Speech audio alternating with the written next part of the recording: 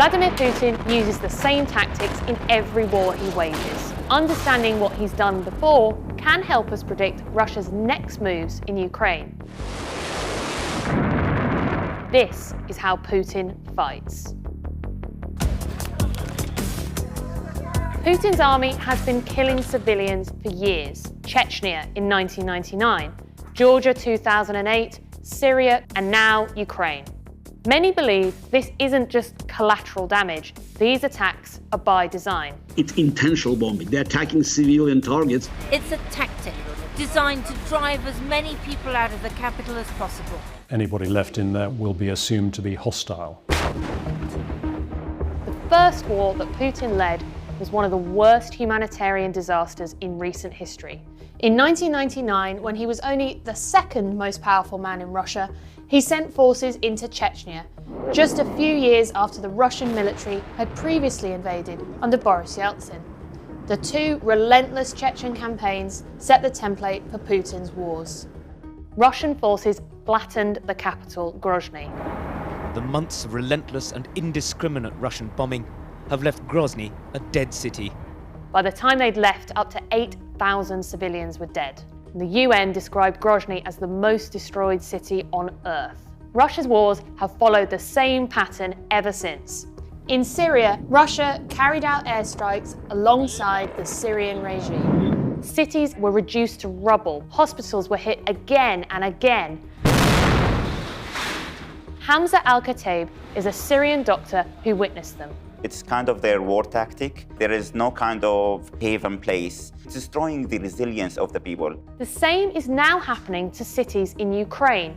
Russian forces bombed a maternity hospital in Mariupol, and it's being investigated as a possible war crime. What do these tactics achieve? In Syria, airstrikes carried out by Russia and the Syrian regime have been crucial in turning the tide of war. The regime now controls large parts of the country and has claimed victory in a conflict that still rages. Putin wants the same in Ukraine. His biggest challenge so far has been the huge resistance from ordinary Ukrainians. This bombing campaign is designed to make them feel desperate and ultimately to force their leaders to surrender. This isn't the only weapon in Putin's psychological war. He uses disinformation to try to control the narrative. False flags are a big part of this, staging an attack and blaming it on someone else. Creating false provocations, of then having to respond to those provocations and then ultimately committing new aggression. His history with false flags goes all the way back to Chechnya.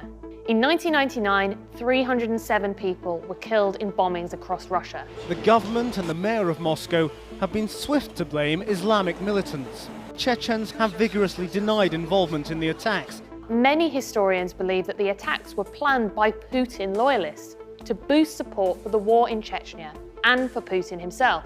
Within weeks, his approval ratings had soared, and just months later, he became president of Russia. Now Western governments are warning that Russia might carry out another false flag in Ukraine. He's asserting that we, America, have biological as well as chemical weapons in Europe, and that Ukraine has biological and chemical weapons in Ukraine. That's a clear sign he's considering using both of those. And this is almost exactly what happened in Syria. In 2016, the Russian embassy even tweeted a picture from a video game to illustrate what they said was evidence of Russia's enemies taking delivery of chemical weapons. The fear is that Putin is setting up excuses to carry out his own chemical assault on Ukraine. Хочешь узнать о планах России? Посмотри, в чем Россия обвиняет других. Они уже делали такие вещи в других странах. One of Putin's favourite tactics is deny and accuse, taking a real atrocity that he's committed and claiming the whole thing is some Western invention. Again, we saw this in Syria. Russia and its allies accused these people of being actors, wearing makeup. They claimed it was a Western-backed group, the White Helmets, who'd carried out the attack. But that's not true. It was Russia. And the people in the pictures were genuine victims. And again, this is happening right now in Ukraine. Russia claimed these women from the Mariupol hospital were actors and soldiers, that the hospital was being used as a military base by neo-Nazis and so was a legitimate target. But they have provided no evidence for this. These false narratives help shore up support for Putin back home in Russia, and they take time and effort for Western governments and journalists to examine. So, as the horrors unfold in Ukraine, remember, this is almost certainly not the chaos and confusion that it first appears. We can see what Putin has done before, and with that knowledge, Ukraine and its allies might be able to predict or even prevent what's coming next.